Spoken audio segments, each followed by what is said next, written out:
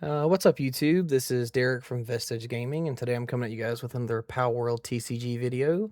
And today we're going to just be taking a look at some of the decks from Set 1, Dawn of Palpagos, and we're going to be talking about what I personally think are the best decks to play in Constructed right now.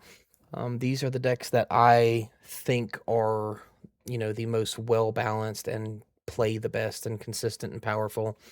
So obviously this is an opinionated list, so this is going to be strictly my opinion. I do have a lot of games in. I've been playing a ton of the sim, and I've been playing in person. And these are the decks that I feel like are the best decks into everything else from set one. So S tier is going to be obviously just your best decks, maybe one or two up here, and then everything that falls below that. So we're just going to jump straight into it. These are all the decks that I think are like, have a constructed format chance, so to speak. There's a couple of meme decks here, but for the most part, these are the decks that you're going to see pretty frequently. We're going to start off the tier list with the two Reptyros. The first one is going to be Reptyro Christ, and this is specifically the Antiques version of this deck. And I do think this deck has potential. I think that this deck will eventually be solid, like as we get more antiques. Right now, there's just not a ton of antiques that are super good. Um, so I think we're going to slide this guy in here in B tier. I mean, it is a playable deck. It's fine if you want to play like a purple-blue control with Reptyro and the antiques. I think that this deck is perfectly fine. You're definitely going to be able to win some games off of that, but it's just not going to be able to consistently beat the number 1 and number 2 decks and like the number 3 decks. So, but you can definitely even steal a win off the best decks sometimes if you just, you get your spring out and you constantly tap things down and return things to the hand, and it's very powerful. Blue is just powerful in general. The next deck we're going to talk about is the regular Reptyro, and this is specifically for me, this is the red-blue variation, the red-blue gear. I think this deck is very powerful just because of red gear being so strong with things like single-shot rifle and pump-action shotgun. They definitely give this deck a leg up on any kind of rush-down deck. This deck is very powerful against those kind of decks, and it trades very well. You can also use Yormantide Ignis as your top end. That's what I was doing in my build, and I definitely think the deck is solid. I think this is probably like the third or fourth best deck, in my opinion. I think this deck is very, very good.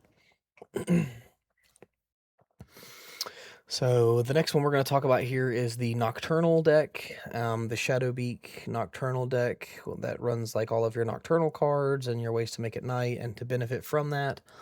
So I don't think this deck is incredibly powerful yet.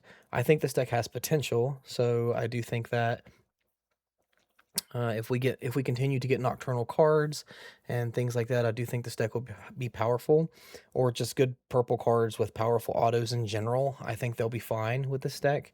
The problem with it is that you don't consistently have ways to make it night for 2. There are ways, but for 2, there's just no consistent ways to make it night, so you can't get any like major benefits off of your 8 drops and things like that. So I think that's the biggest problem the deck has. And then it just also doesn't have anything that's big enough to deal with like Yormantide Ignis decks and things like that. So I definitely think the deck has its issues.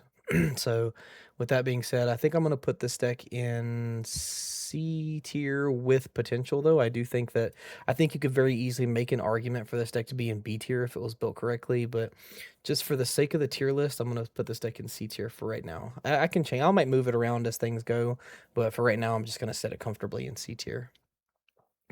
Next deck is Wumpo, and this is specifically the Wumpo control deck, preferably of the blue-purple variation. This is another deck that is like deceptively powerful. If you're able to stick a Wumpo and your opponent just can't hit you, or their 2 strikers hit you for 1, or their 3 strikers hit you for 2, that's incredibly powerful.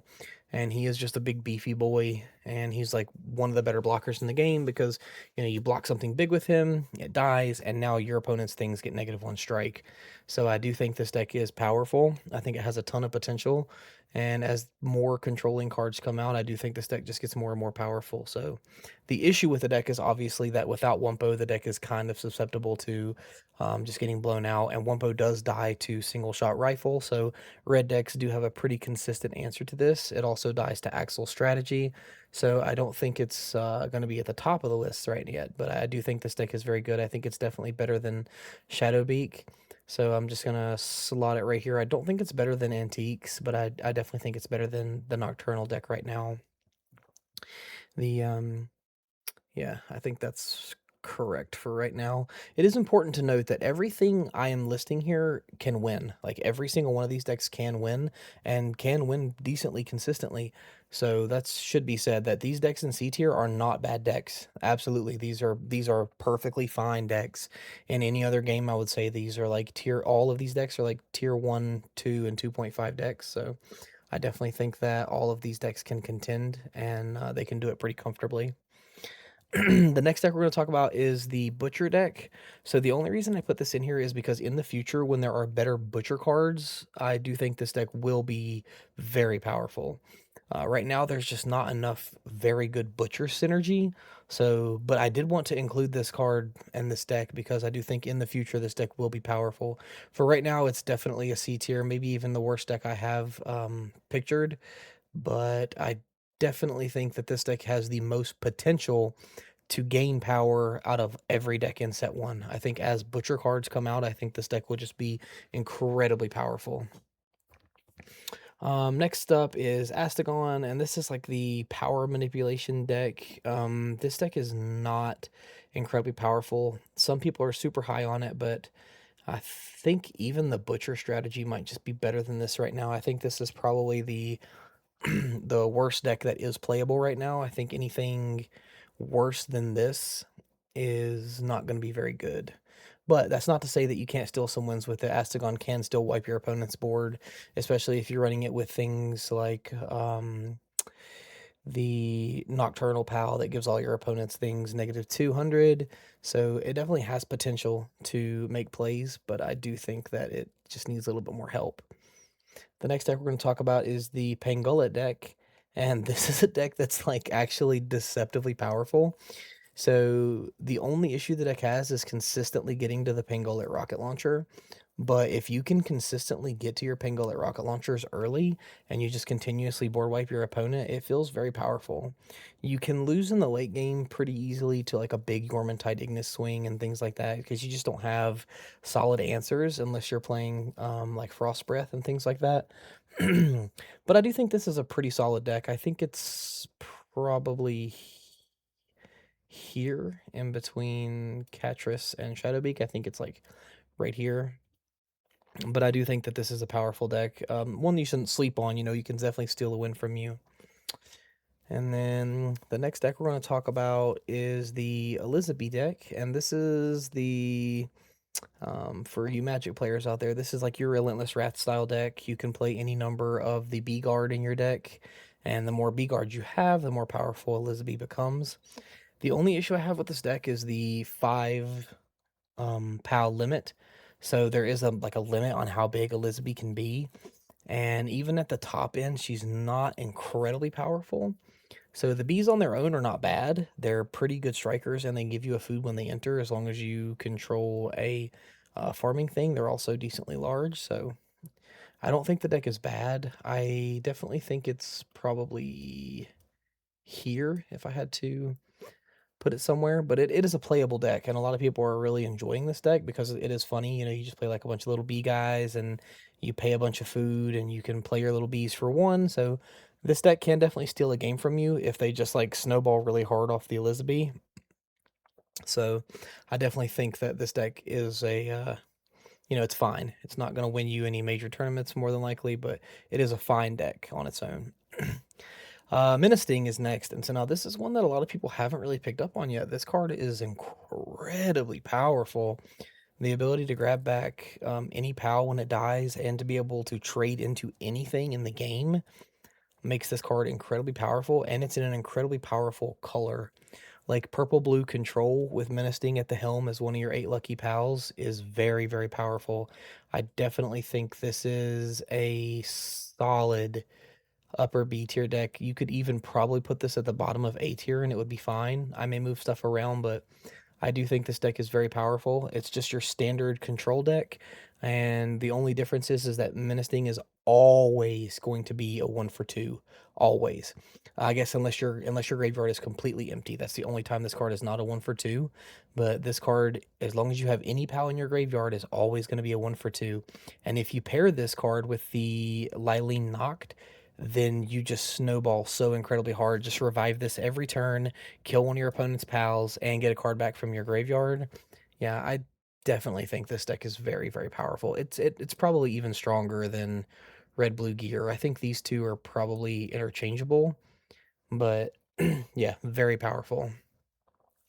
The next deck I have the meme deck, but the reason this deck is here is because if we continue to get more pals that have my first in the name, then this deck becomes an actual threat. This deck becomes a serious, serious threat. Right now, obviously, it's just a meme deck, but it felt wrong not to include it because, like I said, if more my first pals come out, then this deck will be incredibly powerful. And if it gets more support as well, this just, all your little 2-drop single strikers become 2-drop 6 strikers. And so you just need 2 to connect to kill your opponent. It's very funny. And they're colorless, so you can play these in anything you want. You can build any kind of shell you want around this deck. So if we continue to get more support, I think this deck can be something. But for right now, this deck is just a total meme deck. And now we come to like the big bads of the format. So the first deck we're going to talk about here is Red Blue Dragons with Chillet as the face card. So this deck is incredibly high rolly.